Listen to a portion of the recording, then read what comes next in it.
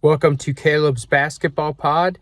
I'm going to start this episode by saying Happy New Year, Happy 2025. And then I want to go into talking about some of our games that we had on New Year's Eve. We had an action-packed night of hoops. Some of the games I'm just going to run through real quickly and talk about what happened in them and give a little assessment of them. We'll start with Milwaukee and Indiana. Bucks have been playing better basketball as of late. I don't want to say they're up to the point where they're a top 5 team in the Eastern Conference, even record-wise or belief. I don't believe they're necessarily a threat to a Boston, a Cleveland, a New York yet. But they're getting there, and they are playing better basketball. They were down double digits. Damian Lillard did not have a good game. He put up 0 points in the first half, which is really bad. But Giannis took over in that second half, ended the game with 30 points. And they just got the big win that they needed. And it just... it was a much-needed win, in my opinion. They're to a point where all these games are going to count. You started the season off putting yourself in a big hole. So now you need to play and just figure out how to get to even a top 5. And you want to stay out of the play-in if you're Milwaukee.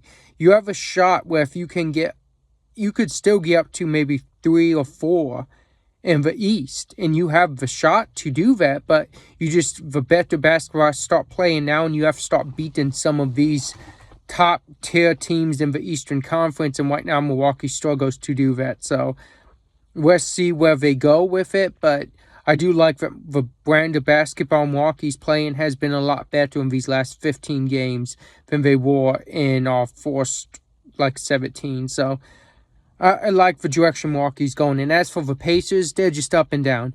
They're inconsistent. You aren't sure what Pacers team you get from one night to the next. They got beat by 20-some points. Boston a few nights ago. Then they beat Boston a couple nights after that, and now they had a big lead over Milwaukee and lost it. I don't take Indiana as a serious threat to even get back to the Eastern Conference Finals like they did last year. I don't even think they have much of a chance to not be a play-in team and not be a first-round exit, in my honest opinion. I think they're missing a lot of key pieces to be a better team in the East. And last year, I don't want to say it was a fluke, but a lot of injuries impacted where they went in the playoffs last year. So if teams are healthy, I don't see them getting anywhere close to the Eastern Conference Finals. Let's move on. Boston dominated the Toronto Raptors in Boston, 125-71. Not much of a surprise there. We know Boston's a way better team than Toronto, and Toronto didn't even have R.J. Barrett, and Toronto's been struggling anyway. Scotty Barnes only had 16 points. It's not an impressive game from them, and Boston did what they were supposed to. I don't know if anyone projected they were going to win by 54, but they still did what they should have done. They destroyed Toronto. So let's move on to the next game. San Antonio Spurs. I love what the Spurs are doing right now. I like just the style of play. I like how Victor Wembanyama's taken over. Chris Paul, you can see, has had an impact on helping kind of lead him and let him know, hey, this is your team. This team wants for you. We're seeing more aggression from Victor Wembanyama, for competitiveness, for blocks, everything. I love what he's doing. I love what the Spurs are doing. They sit at 17-16. And in my opinion, the Clippers are another team like the Pacers. Not that they did really good last year, but on one night to the next, you don't know what you're getting from them. So they're very inconsistent, in my opinion. They need more consistency, and they need Kawhi come back, and we need to see how he fits to know if they could actually have a shot to do anything in the Western Conference playoffs. Let's move on to Oklahoma against Minnesota in Oklahoma, where the Thunder won by 8, 105-113. Timberwolves are starting to turn around a little bit. They had won 4 straight before this loss to Oklahoma.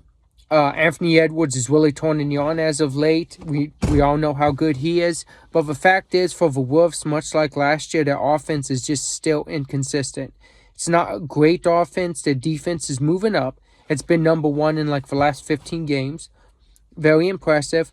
But offensively, they just struggle to score consistently. And that's a problem, especially nowadays in the league. There's not a lot of three-point shooting on that Wolves team. They don't really look for those threes, and they one of the lowest scoring teams in the league. Now, if we flip it to Oklahoma, a higher scoring team in the league, they only got 113, but they got the win, and that's all that matters. And Shai Gilgeous-Alexander has been just playing dominant basketball. I believe he's a lead MVP candidate. I don't think he's the lead, but he is a lead MVP candidate in my opinion. Last two games, we have Memphis won in Phoenix, 117-112 over the Suns. Big win for the Grizzlies. Jaws considered week to week with an injury. Jaren Jackson Jr. really dominated, set the tone for this game. Devin Booker returned, but it still was not enough to beat the Grizzlies, and he shot 4 of 20. Now, we know when you miss a few games with injuries, it's hard to come back and get back into that groove. But I don't even know if getting into the groove saves this Suns team. I spoke on whether they were 1-9 when KD didn't play for a stint. That's bad. But just all in all, they started the season off pretty good, like decent, top team in the West. Now they're sitting at 15-17, and they may not even make the play-in. Like at this point, they are sitting at 11 in the Western Conference. And you have to be, in my opinion, you have to be way better than that to compete. And if you're 11 in the West and you make the play-in, like say 10 or 9, you have to win 2 games. And then win 2 games to get bumped in the first round. There's just not a lot going for Phoenix. They really need to turn this team around. Their bench is not good. Their shooting's inconsistent. And defensively, they're not a good defensive basketball team too as well. So there's a lot that needs to improve on that Suns team. Looking at them right now, I would say they're probably a 9 or 10th seed at best. And I don't see much above that for them.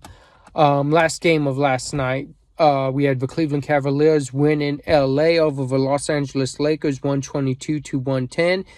It was a competitive game, pretty close. LeBron had a good game. Austin Reeves had a near triple-double. Anthony Davis had a really good game. But then on the other side, Donovan Mitchell had a good game. Jared Allen had a double-double. Darius Garland had a double-double. Evan Mobley had 20. Just all around really good shooting from Cleveland. And then the lack of three-point shooting the Lakers still have was very evident in that game on what made the difference. Cleveland shot a lot better three-point percentage than the Lakers and shot way more than them. And I believe that's a big part that made the difference. I also think just Cleveland's offense at this point is playing at such a high level. They've now completed season sweeps over Denver, Golden State, and the Los Angeles Lakers. That's very impressive. They are also 8-0 against Western Conference teams. Again, very, very impressive. But if you look on the other side for the Los Angeles Lakers, they had been playing really good basketball as of late. And the first time they played Cleveland, they lost by 20-some and were down by as many as 30. To look at this game, and it was way better. It was in Los Angeles, a lot closer. And just the fact that they were there, and they've been playing some really good basketball as of late. So we hope this trend continues for the Lakers, and we hope they start making some moves. But I do believe they need more shooting on that Lakers team to be any type of threat in Western Conference. And possibly, maybe, if you could find maybe a star point guard away from being a championship contending team in the West. Just in my opinion. But with that said, that will wrap up this episode of Caleb's Basketball Pod. Again, Happy New Year, everyone. Let's make 2025 great. And let's come back on Friday and see what we have to talk about. There's a lot going on in the NBA right now. Like I said, just really fun season to watch. So come back on Friday and let's see what's going on, and let's have some more fun as we start another pod. Thank you. I'll see you Friday.